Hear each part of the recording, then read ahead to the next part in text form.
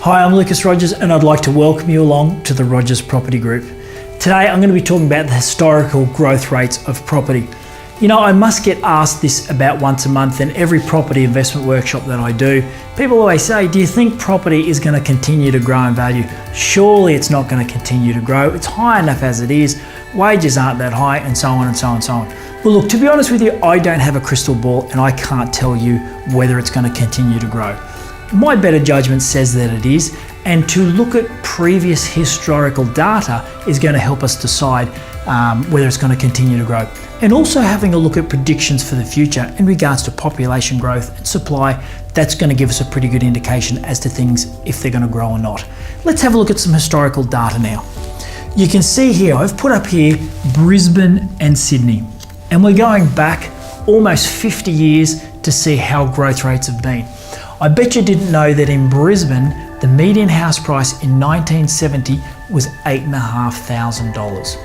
And in Sydney, it was $18,500. Hard to believe, isn't it? Where did it grow from there? Well, another 10 years later, it had grown significantly. Brisbane had tripled, actually more than tripled. It had gone up to $34,500. I mean, when we think back that far, $34,500, you can barely buy a car for that these days. It's hard to believe, isn't it? Sydney, the price was $64,000 as the median house price. In 1990, it wasn't that long ago, and I'm sure some of you can probably remember, as I can, Expo 88. Not that long ago. I remember I was at school at the time. But anyway, the median house price back then was $108,000 in the Brisbane area. And then in Sydney, it was $185,000.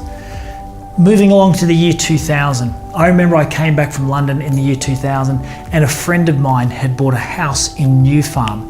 New Farm is a suburb which is 2 kilometres near Brisbane, and he purchased that property. It was a little workers' cottage and he paid about $415,000 for that.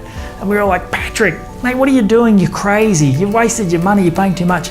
That place, I suppose now, 20 years on, not quite 20 years on, would be worth about 1.4, maybe $1.5 million. It's hard to believe, isn't it? So the median house price back in the year 2000 was $185,000 in the Brisbane area. And in Sydney, it was only $300,000.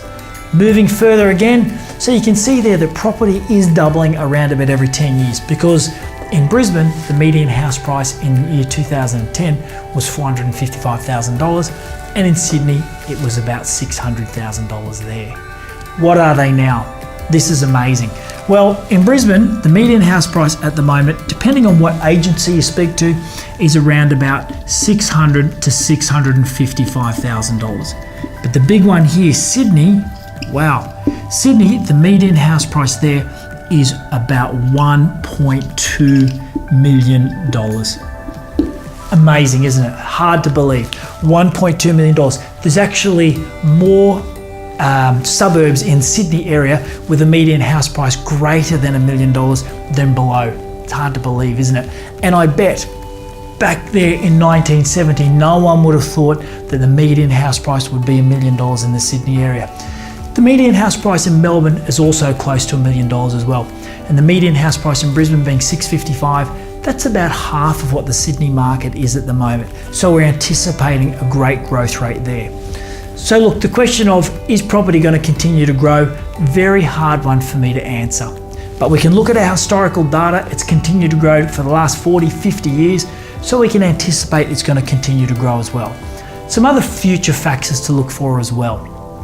Our population is growing very, very strong at the moment. And our property supply is undersupplied across Australia at the moment.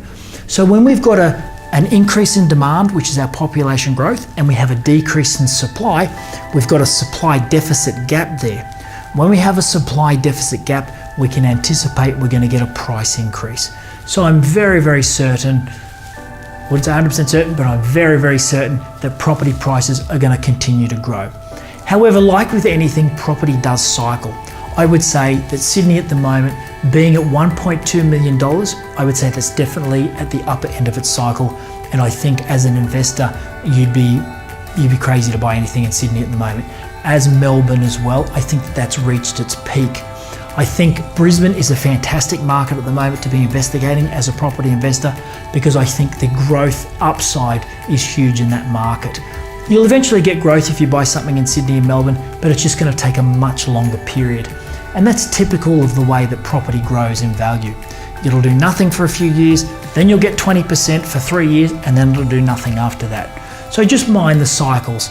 But is it going to continue to grow? Well, I very much think so. I hope this video has been of some assistance to you today. And if you've got any questions for me, please feel free to get in touch with me at the office, send an email, give me a call, and I look forward to chatting with you soon. Thanks then.